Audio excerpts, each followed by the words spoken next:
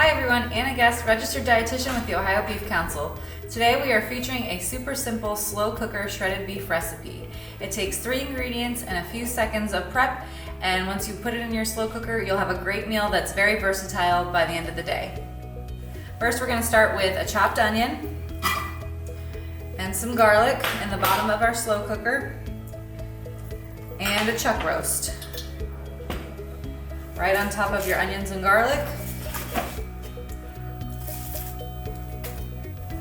And that's it. We'll cook it on low for 8 to 10 hours or high for 5 to 6. Our chuck roast has been slow cooking all day and it smells amazing. It's time to shred it up and make it into a meal.